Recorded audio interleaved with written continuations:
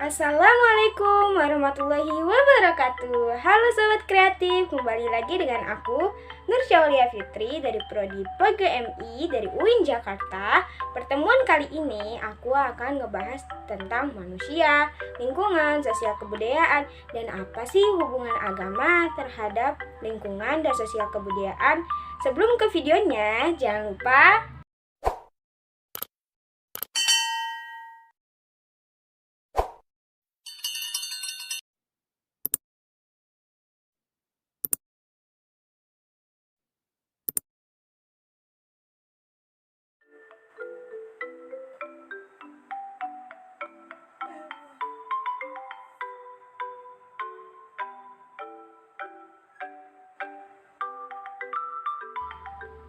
dalam pembahasan materi ini sama aja kita ngebahas diri kita sendiri loh Sobat Kreatif, yang dimana kita sebagai manusia yaitu makhluk yang derajatnya paling tinggi dibanding dengan makhluk lain.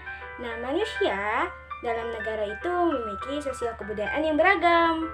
Nah, kebudayaan itu muncul atau timbul dari kebiasaan manusia di lingkungannya. Sobat Kreatif, manusia itu bisa berasal diambil dari kata manu dan mens, yang berarti berpikir berakal budi atau makhluk yang berakal budi. Secara istilah, manusia itu dapat diartikan sebagai konsep atau fakta, gagasan atau realitas, atau juga bisa disebut kelompok atau individu. Dan ada pun beberapa pendapat ahli tentang manusia, yang salah satunya ada Aristoteles.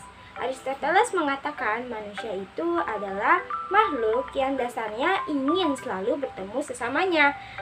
Sedangkan menurut Ismail Rajivi, manusia itu adalah makhluk kosmis yang sangat penting, yang memiliki kelebihan dan kekurangan, yang dimana kelebihannya itu memiliki akal.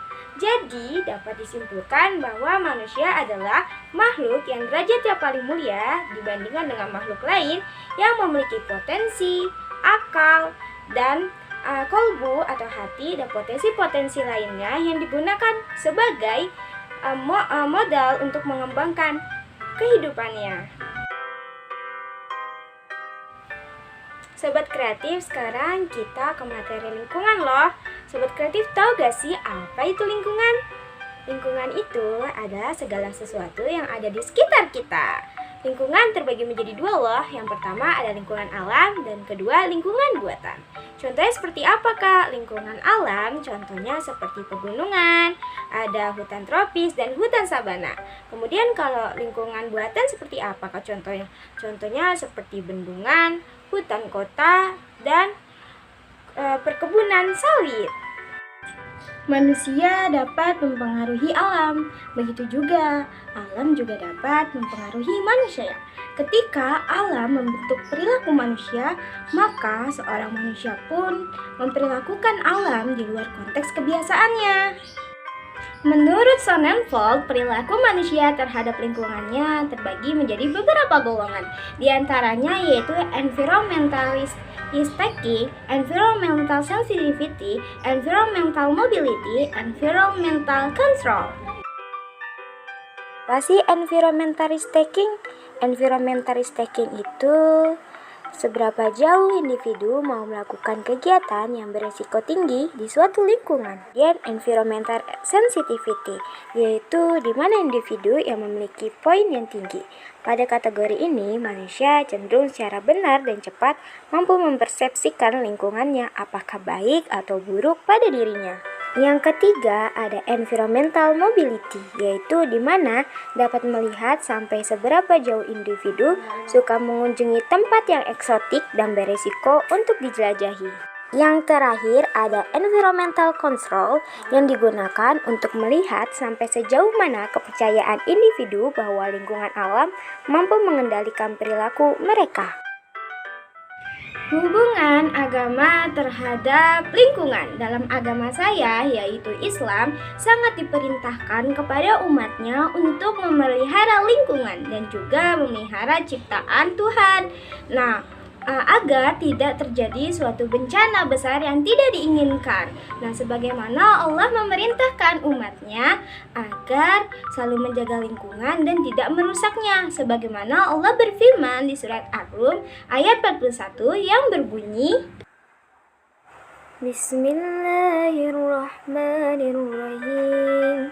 Zaharal fasadu fil barri wal bahri bima kasabat aydin nas liyudhiqahum ba'dalladzi aminu la'allahum yarji'un. Artinya, telah nampak kerusakan di darat dan di laut disebabkan karena perbuatan tangan manusia, supaya Allah merasakan kepada mereka sebagian dari akibat perbuatan mereka, agar mereka kembali ke jalan yang benar. Dari ayat tersebut dijelaskan bahwa bumi yang sekarang kita tempati itu sudah banyak mengalami kerusakan oleh tangan-tangan manusia yang tidak bertanggung jawab.